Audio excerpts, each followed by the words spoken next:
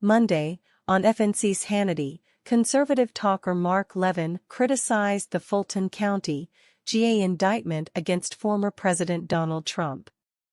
Levin questioned the validity of the charges, noting they were violating the Constitution's Supremacy Clause. Transcript as follows. Well, Stalin would be proud. I'm sure Putin is proud. I'm sure enemies are celebrating, and our allies are appalled at what's going on here. What's happened here is, and Alan hit it pretty well there, Congress is supposed to make all these final decisions.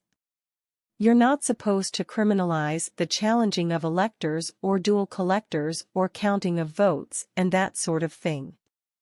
These are prosecutors. These are grand juries. The legal system, the judicial system has completely been bastardized in these districts, completely.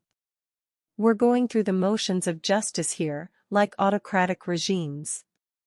We're going through the motions. We have judges. Most countries don't have grand juries. Grand juries were set up to help defendants. Now, they help prosecutors. These are all Democrat cities going through the motions, the Democrat president, the Democrat attorney general, who's been doing a number of outrageous things, and this is a grave attack on our judicial system, our system of justice and our election system. And this is an attack on the Republican Party.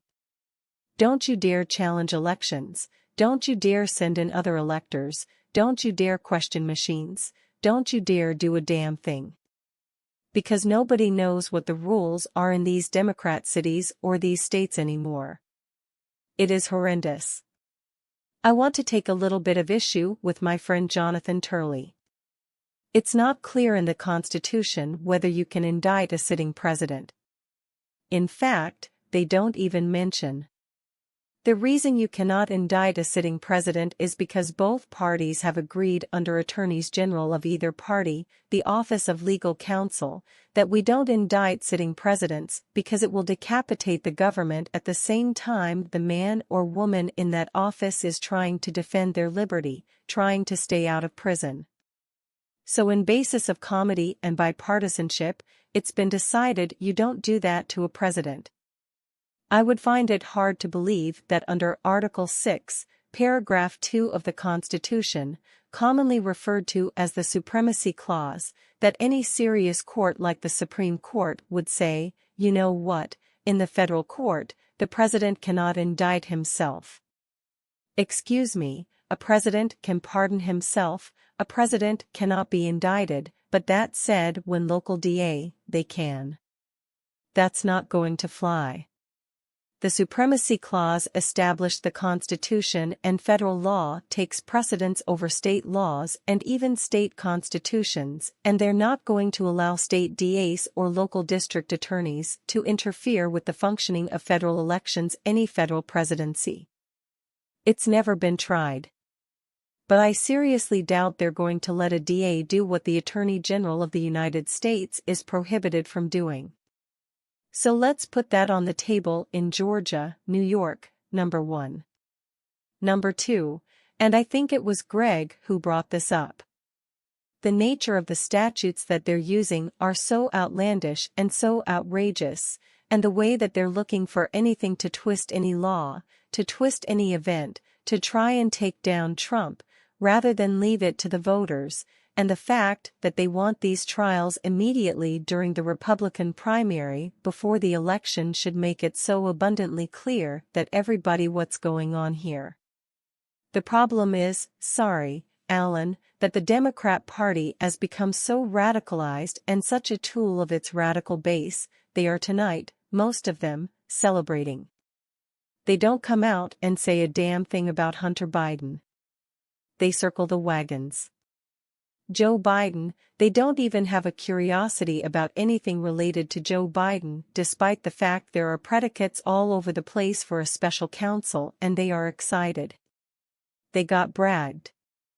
They've got this one in Atlanta. They got their hitman in Washington, D.C.